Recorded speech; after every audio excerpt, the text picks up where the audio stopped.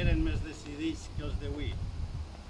Jo no sé si la data del 24 d'octubre ha servit de base per al darrer diumenge d'octubre.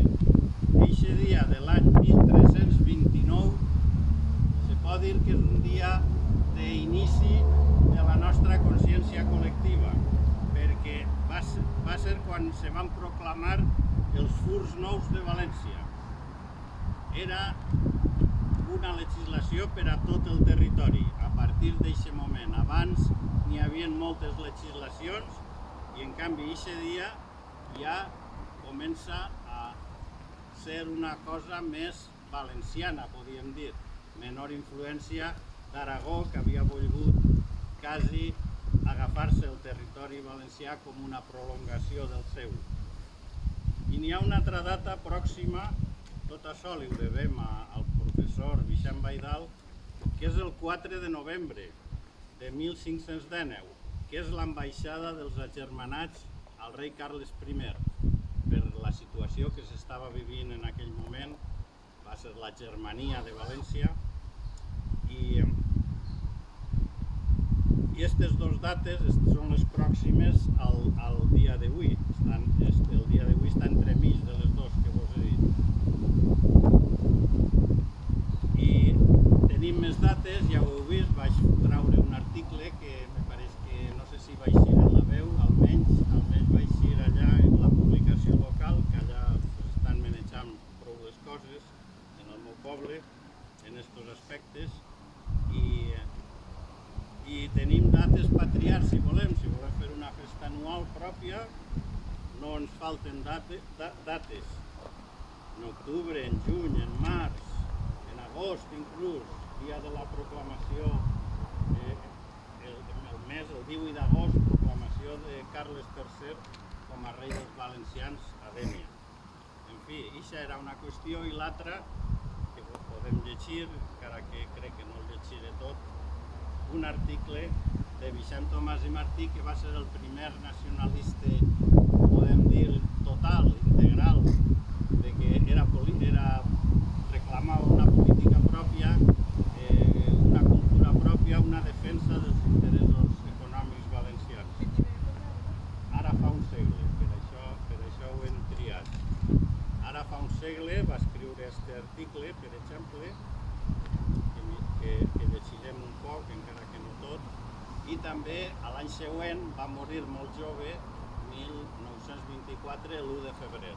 Ahí tenim una data interessant, per si volem anar al cementeri d'Artana, que era el seu poble, i allí està soterrat, li podem fer un homenatge. I l'article que va escriure en un setmanari que es deia Pàtria Nova, i no va durar uns números. Les coses duraven setmanes, duraven mesos, a vegades duraven 3 o 4 anys, però no podien durar més. L'article es diu València i Castella. Diem València i Castella, però parlant amb estricta propietat caldria dir València i Espanya. Espanyola es diu la llengua de Castella. Espanyoles es diuen les lleis que perpetuen les de Castella, imposades per l'uniformació de Felip V. Espanyoles se diuen les costums privatives d'alguns territoris de parla castellana, i sinònims han sigut sempre els termes espanyolisme i castellanisme. València i Castella no han tingut mai aquella relació que pertoca als pobles que tenen lligada la seva vida.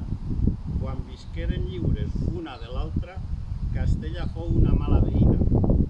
Al viure juntes han esdevingut germanastres. Jaume I, aquell clarivident intel·lecte que tenia per València l'amor de les coses infantades, com a pare previsor dia de València que ni l'ajuntaren amb Castella ni li reconegueren superioritat de cap llei. El veïnatge de Castella ha estat per a nosaltres d'allò més fatal. Un rei nostre, Pere IV, i l'altre de Castella, Pere I, sostingueren 10 anys una guerra sangrenta que dugué l'horror fins als mateixos murs de nostra ciutat, tenint totes nostres heroiques viles alguna gesta perdurable.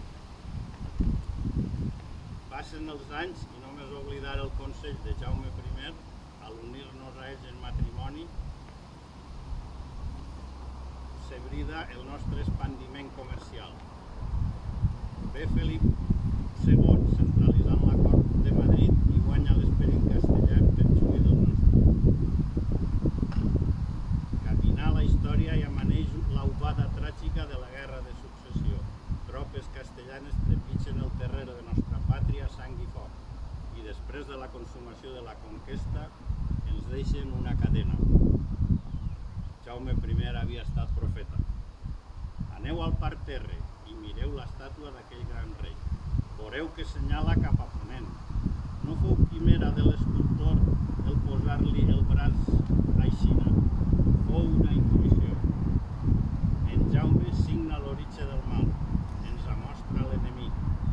I el que aquella mà només senyala, ho diu la història.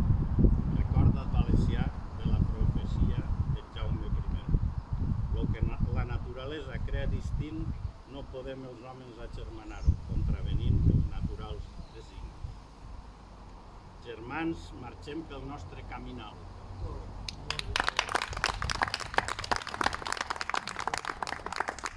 Visca el regne que no va de València!